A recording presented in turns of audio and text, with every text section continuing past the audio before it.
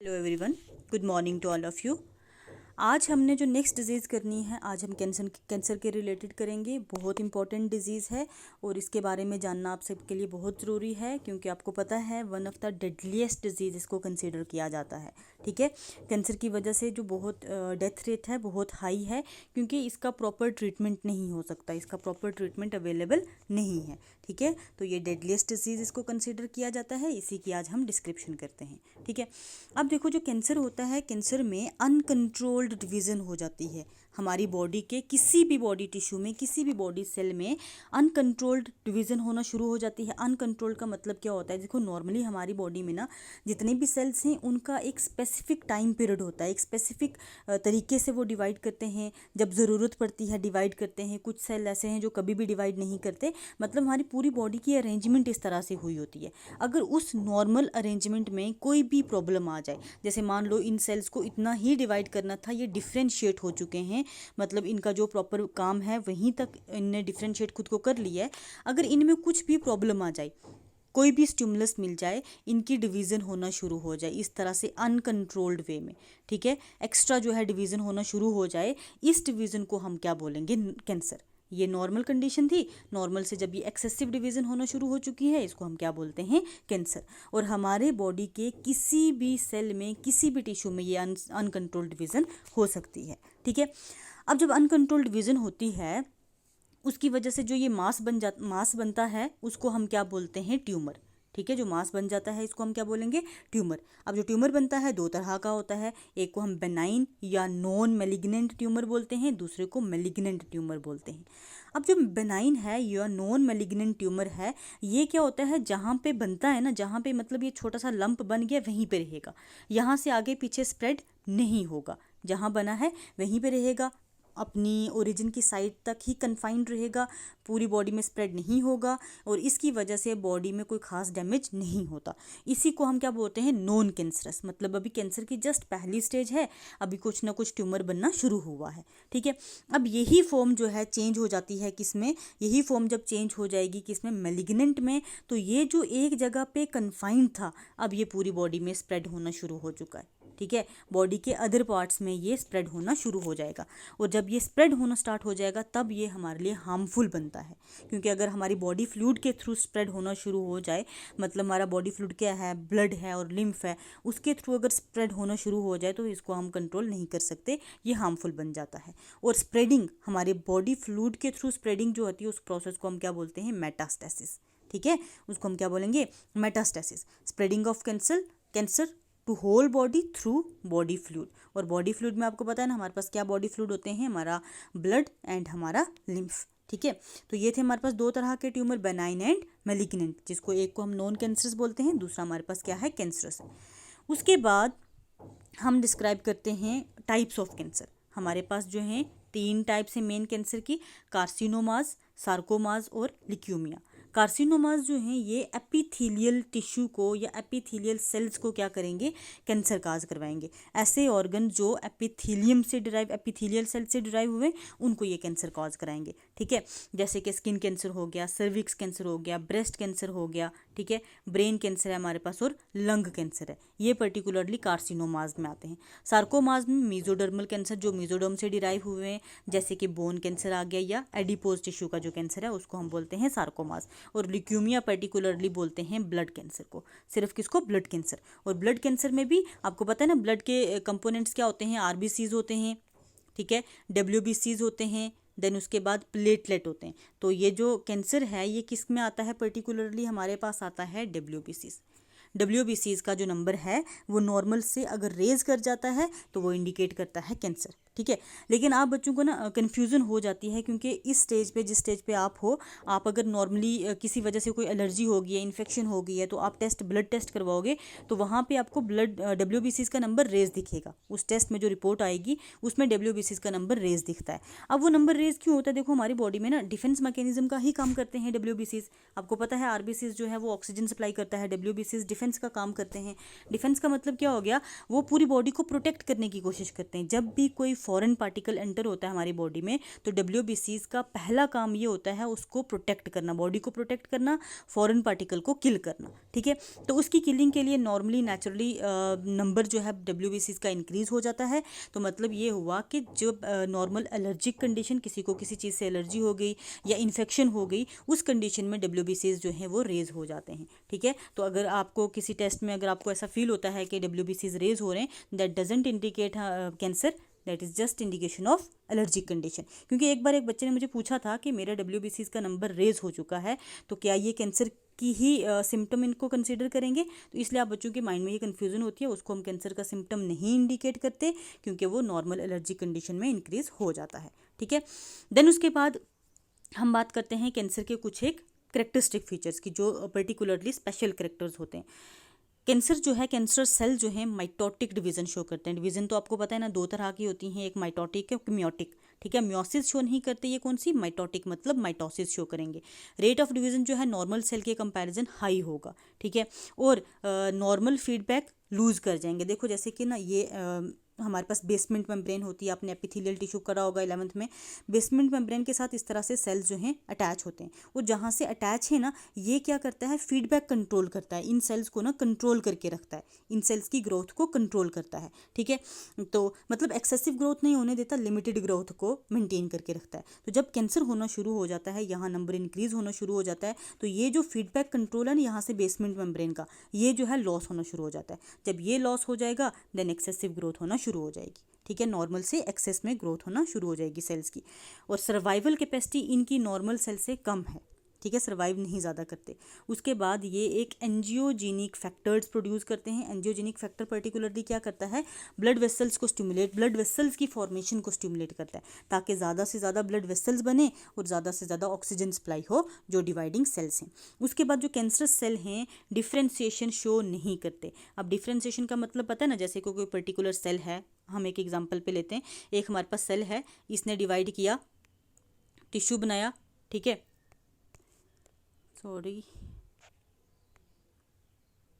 ठीक है, सेल था, सेल ने डिवाइड करके टिश्यू बना दिया, ठीक है। अब जो ये टिश्यूज़ हैं, अगर ये डिफ्रेंशिएट हो जाते हैं पर्टिकुलर ऑर्गन में, ठीक है, ये इसको बोलते हैं डिफ्रेंशिएशन। लेकिन अगर ये डिफ्रेंशिएशन नहीं होती है, तो इस डिफ्रेंशिएशन जो कैंसरस सेल्स हैं वो ये पर्टिकुलर डिफ्रेंशिएशन शो नहीं करते, ठीक है। देन उसके बाद अगर हम बात करें कॉजेज ऑफ कैंसर की, कॉजेज ऑफ कैंसर में पहले स्टडी ऑफ कैंसर को हम क्या बोलते हैं, ऑन्कोलॉजी, ऑन्कोलॉजी बोलते हैं स्टडी ऑफ कैंसर, ठीक है। उसके बाद अगर हम बात करें काजेज़ की, पर्टिकुलरली जो कॉजेज़ होते हैं हमारे पास, चार तरह के कॉजेज़, फिजिकल, केमिकल, बायोलॉजिकल और रेडिएशंस। फिजिकल कॉजेज़ में क्या होता है, जैसे कश्मीरी लोग आपने देखा होगा कांगड़ी को यूज़ करते हैं, तो एक्सेस यूज़ अगर कांगड़ी का किया जाए, उसकी वजह से एब्डोमिनल कैंसर देखने को मिला है। Betel and tobacco chewing, tobacco जो च्यूई करते हैं वो तंबाकू वगैरह खाते रहते हैं, उसकी वजह से माउथ कैंसर हो जाता है। स्मोकिंग की वजह से लंग्स कैंसर हो जाता है, या फिर एक्सेसिव एक्सपोजर हो जाए सनलाइट में, एक्सेसिव एक्सपोजर में कैंसर हो सकता है, स्किन कैंसर। बट एक चीज़ मैं आपको बता दूं, हमारी बॉडी में नेचुरली जो मेलानिन पिगमेंट होती है, मेलानिन क्या करती है, मेलानिन पिगमेंट, हाँ, मेलानोसाइट सेल्स होते हैं जो मेलानिन पिगमेंट क्रिएट करते रहते हैं, जो सनलाइट से हमें प्रोटेक्ट करते हैं, ठीक है। नॉर्मली ऐसा ही होता है, ऐसा नहीं है कि बंदे धूप में जाएंगे तो कैंसर हो जाएगा, नहीं, ऐसा बिल्कुल भी नहीं होता। नॉर्मल कंडीशंस में क्या होता है कि मेलानिन क्रिएट हो जाती है, जिसकी वजह से हमारी स्किन की प्रोटेक्शन हो जाती है। बट कभी कभार अब नॉर्मल कंडीशंस में क्या होता है कि कैंसर हो सकता है। देन उसके बाद अगर हम बात करें केमिकल की, केमिकल्स में हमारे पास कैफ़ीन का एक्सेस यूज़ करना, निकोटीन का एक्सेस यूज़ करना, पेस्टिसाइड्स जो हैं एक्सेसिव यूज़ हो जाएं, या फिर आर्टिफिशियल स्वीटनर अगर यूज़ किए जाएं कंटिन्यूसली, ठीक है, या फिर जो डाई वर्कर्स, जो डाइज वगैरह की शॉप्स होती हैं वहाँ जो काम करते हैं, उनको भी कैंसर हो सकता है। तो ये जो चीज़ें हैं ना, नॉर्मल कंडीशन, जैसे कैफ़ीन है, कैफ़ीन कॉफ़ी में होता है, तो कॉफ़ी अगर आप नॉर्मल ले रहे हो तो कोई इफेक्ट नहीं होता।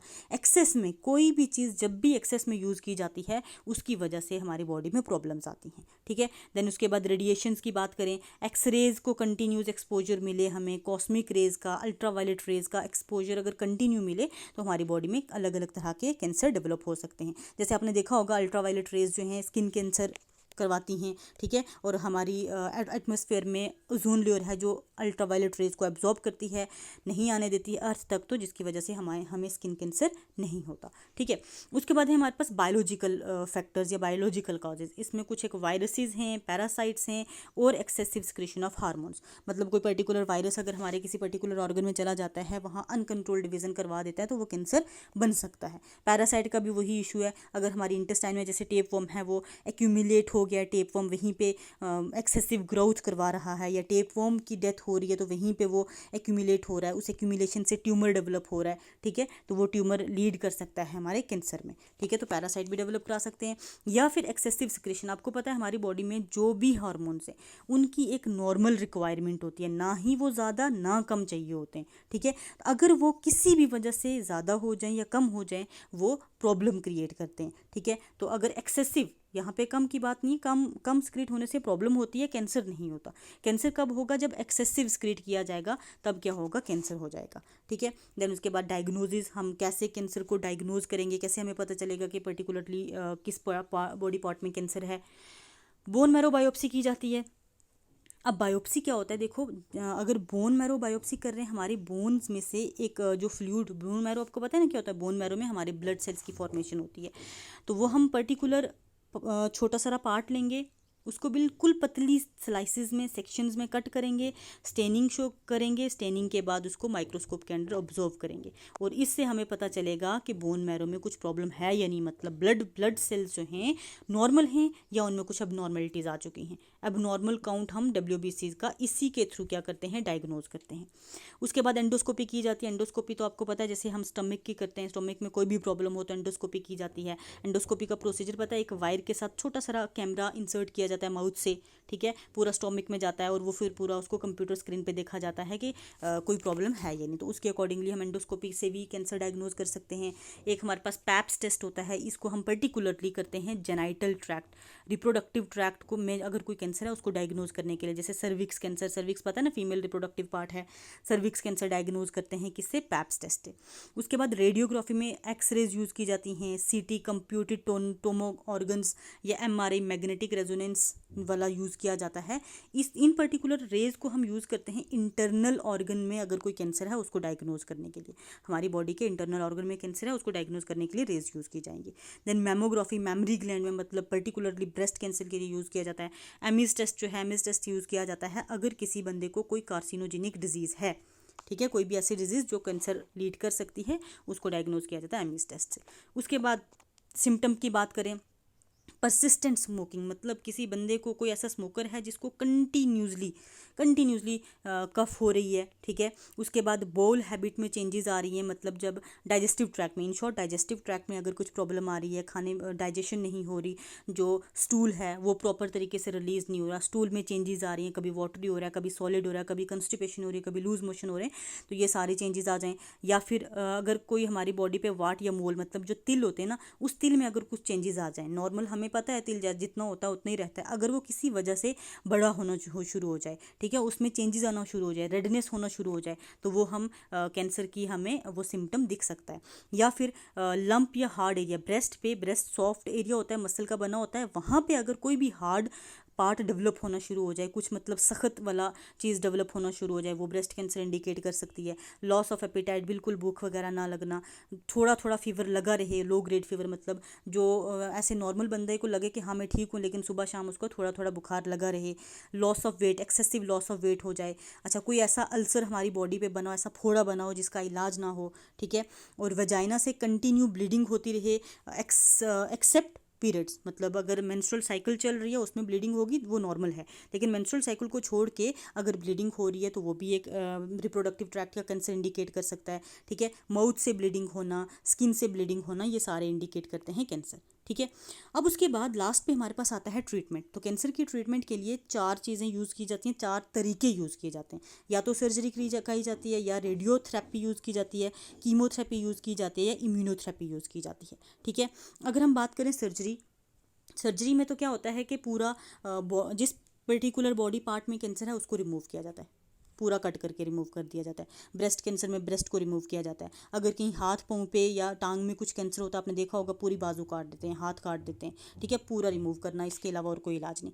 रेडियोथेरेपी में रेज यूज़ की जाती हैं, और पर्टिकुलरली कौन कौन सी रेज यूज़ की जाती हैं, एक सेकेंड में थोड़ा इसको अलग करती हूँ। हाँ, इसमें पर्टिकुलरली क्या यूज़ की जाती हैं, रेज यूज़ की जाती हैं। जैसे कि ये देखो, आइसोटोप्स यूज़ किए जाते हैं किसके, रेडॉन के, कोबाल्ट के और आयोडीन के, इनके आइसोटोप्स यूज़ किए जाते हैं। जिस पर्टिकुलर ऑर्गन पे कैंसर है उसको एक्सपोज किया जाता है और उसको फर्दर स्प्रेड होने से रोका जाता है। या फिर कीमोथेरेपी में ड्रग्स यूज़ किए जाते हैं, केमिकल्स यूज़ किए जाते हैं। विनक्रिस्टाइन और विनब्लास्टाइन जो है पर्टिकुलर ड्रग्स हैं जो यूज़ किए जाते हैं टू ट्रीट द कैंसर, ठीक है। इम्यूनोथेरेपी में क्या होता है कि बंदे की इम्यून सिस्टम को स्ट्रॉन्ग किया जाता है। इसमें इंटरफेरोन्स यूज़ किए जाते हैं।